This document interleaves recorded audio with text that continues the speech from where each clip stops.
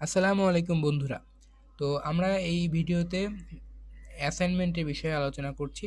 তো অ্যাসাইনমেন্টে অর্থাৎ আমাদের যে শিক্ষা মন্ত্রণালয় থেকে যে নিয়মিত অ্যাসাইনমেন্ট দেওয়া হয়, এই পঞ্চম সপ্তাহের অ্যাসাইনমেন্টের বিভিন্ন ধরনের অ্যাসাইনমেন্ট বা কাজ যেটা সরকার থেকে দেওয়া হয়েছে তা আপনাদের সামনে আমি এখন উপস্থাপিত করছি।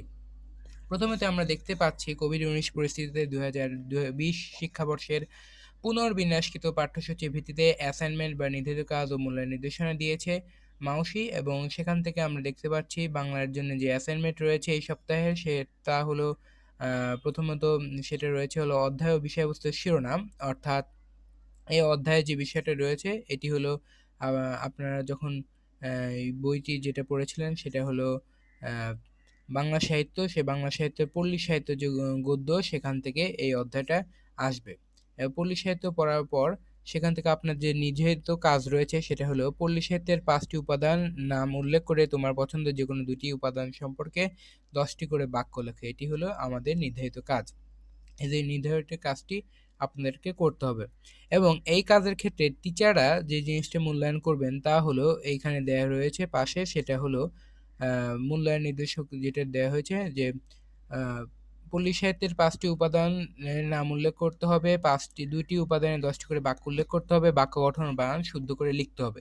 এটি হলো বাংলার সর্বশেষ অ্যাসাইনমেন্ট যেটি মাউসি থেকে দেয়া হয়েছে, তা আপনাদের সামনে আমি উপস্থাপন করলাম।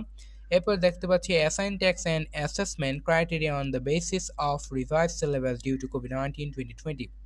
এখানে আমরা দেখতে পাচ্ছি ক্লাস 9 এর ইংলিশের সর্বশেষ অর্থাৎ তৃতীয় অ্যাসাইনমেন্টটি দেওয়া হয়েছে পঞ্চম সপ্তাহে, এবং পঞ্চম সপ্তাহে তৃতীয় অ্যাসাইনমেন্টটি দেওয়ার ক্ষেত্রে আমরা দেখতে পাচ্ছি কি, কি বিষয়ের উপর বেস করে দেয়া হয়েছে। যেরকম অ্যা থার্ড অ্যাসাইন টেক্সটে আমরা দেখতে পাচ্ছি গ্রামার থেকে বেস করে দেয়া হয়েছে। গ্রামারে রয়েছে চেঞ্জিং সেন্টেন্স, প্যাসিভ ভয়েসে চেঞ্জিং সেন্টেন্সটা রয়েছে, এবং যে এসডব্লিউটি দেয়া হয়েছে সেটা হলো অ্যাক্টিভিটি 3 পেজ নং ১৮৩ এবং ১৮৮ এবং এতে রয়েছে অ্যাসেসমেন্ট ক্রাইটেরিয়া অর্থাৎ মূল্যায়ন নির্দেশক, সেটা হলো গ্রামার এবং স্পেলিং। অর্থাৎ প্রথম যে বিষয়টা আপনারা দেখতে পাচ্ছেন, প্রথম বিষয়টার ক্ষেত্রে অর্থাৎ এই বিষয়টার ক্ষেত্রে এই এসডব্লিউটা আপনারা যখন করবেন তখন আপনাদেরকে টিচার এই বিষয়গুলো মূল্যায়ন করবে। এই বিষয়গুলো এখানে তাই দেখানো হয়েছে।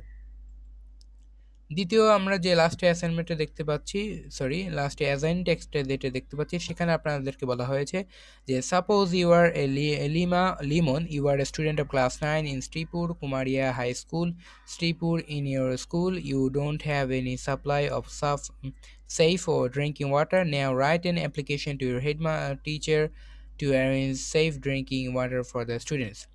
অর্থাৎ এখানে আপনাকে একটি লেটার লিখতে হবে, এবং এই ক্ষেত্রে আপনার যে জিনিসটা করবেন সেটা হলো এখানে আপনার টিচার যেগুলো আপনাদেরকে চেক করবে, স্টুডেন্টদেরকে যেটা চেক করবে সেটি হলো ability to use content, grammar, spelling, punctuation, vocabulary, communication. এই বিষয়গুলো আপনাদেরকে টিচার দ্বারা চেক করা হবে। আপনারা চাইলে অ্যাসাইনমেন্টের যে জিনিসটা আপনাদের সামনে আমি দেখাচ্ছি সেই বিষয়গুলো আপনারা স্ক্রিনশট নিয়ে রাখতে পারেন। স্ক্রিনশট নিয়ে রাখলে আপনাদের জন্য পরবর্তীতে যখন অ্যাসাইনমেন্টটি করবেন তখন অ্যাসাইনমেন্টটি করার ক্ষেত্রে সুবিধা হবে। এবং আমরা জানি প্রতি সপ্তাহে ৩টি করে অ্যাসাইনমেন্ট দেওয়া থাকে, এবং যারা সায়েন্সের স্টুডেন্ট তাদের জন্য ফিজিক্সের অ্যাসাইনমেন্ট রয়েছে। পদার্থবিজ্ঞানের অ্যাসাইনমেন্টটি হলো পঞ্চম অধ্যায়ের উপর নির্ভর করে করা হয়েছে, সেটা হলো পদার্থের অবস্থা ও চাপ, এবং অ্যাসাইনমেন্টের যে কাজটি দেওয়া হয়েছে সেটা একটি সৃজনশীল আপনারা এখানে দেখতে পাচ্ছেন, এবং যেগুলো মূল্যায়ন নির্দেশক রয়েছে সেগুলো সৃজনশীলের উত্তরের উপর ভিত্তি করেই দেয়া হয়েছে। এখানে মূল্যায়ন নির্দেশকগুলো আপনারা দেখতে পাচ্ছেন। তো এই ছিল হলো ফিজিক্সের অ্যাসাইনমেন্ট। ফিজিক্সের অ্যাসাইনমেন্টটা যদি আপনারা চান তাহলে স্ক্রিনশট দিয়ে রাখতে পারেন। এরপর যারা আর্টসের অর্থাৎ মানবিক বিভাগের স্টুডেন্ট তাদের আপনারা দেখতে পারবেন যে সরকার থেকে দেয়া হয়েছে পৃথিবীর অভ্যন্তরীণ ও বাহ্যিক গঠন ৪র্থ অধ্যায় এবং ৭ম অধ্যায় জনসংখ্যা ২টি চ্যাপ্টার উপর ভিত্তি করে পৃথক, পৃথক ২টি অ্যাসাইনমেন্টের কাজ দেওয়া হয়েছে। ৪র্থ অধ্যায়ের উপর ভিত্তি করে প্রথম প্রশ্নের উত্তর আপনাদেরকে রেডি করতে হবে, সেটা হলো ভূমিকম্প আগ্নেয়গিরি কাকে বলে? ভূমিকম্প ও আগ্নেয়গিরি অগ্নুপাতের কারণ ও ফলাফল ব্যাখ্যা করো।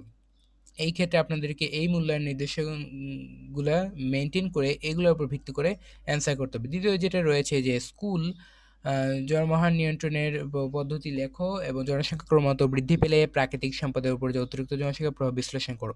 এই বিষয়গুলো আপনাদের রয়েছে, এগুলো আপনারা এই পাশের মূল্যায়ন নির্দেশকগুলোর মাধ্যমে লিখে প্রমাণ করবেন। অর্থাৎ এই মূল্যায়ন নির্দেশকগুলো আপনাদেরকে এই ক্ষেত্রে ফলো করতে হবে। তারপর আপনারা অ্যান্সারগুলা করতে পারবেন। তো আপনারা চাইলে এই পুরা বিষয়টার একটা স্ক্রিনশট দিয়ে রাখতে পারেন, তাতে আপনাদের জন্য খুবই সুবিধা হবে। এবং যারা কমার্সের স্টুডেন্ট রয়েছেন তাদের জন্য হিসাব বিজ্ঞানে অ্যাকাউন্টিং বিষয়ের অ্যাসাইনমেন্ট রয়েছে, এবং আপনারা যদি একটু মনোযোগ সহকারে ভালোভাবে করতে পারেন অবশ্যই আশা করা যায় অ্যাসাইনমেন্টটি হবে। তো অ্যাসাইনমেন্টে দেওয়া হয়েছে চতুর্থ অধ্যায় এবং ষষ্ঠ অধ্যায়ের ওপর, তা হলো মূলধন ও মুনাফা জাতীয় লেনদেন এবং জাবেদা। এবং অ্যাসাইনমেন্ট যে দুইটা দেওয়া হয়েছে সে দুইটা হলো দুটি আম, প্রশ্ন। এখানে আপনার প্রশ্ন দুটো দেখতে পাচ্ছেন, আমি এখানে লাল বর্ডার দিয়ে চিহ্নিত করে দিয়েছি। এবং অ্যাসাইনমেন্টে করার ক্ষেত্রে আপনার যে মূল্যায়ন নির্দেশকগুলা, অর্থাৎ সেগুলো অবশ্যই পূরণ করার চেষ্টা করবেন। অর্থাৎ এই যে মূল্যায়ন নির্দেশক বা অ্যাসেসমেন্ট ক্রাইটেরিয়া অর ইন্ডিকেটর, এগুলো আপনারা পালন করার চেষ্টা করবেন। চাইলে আপনারা স্ক্রিনশট দিয়ে রাখতে পারেন।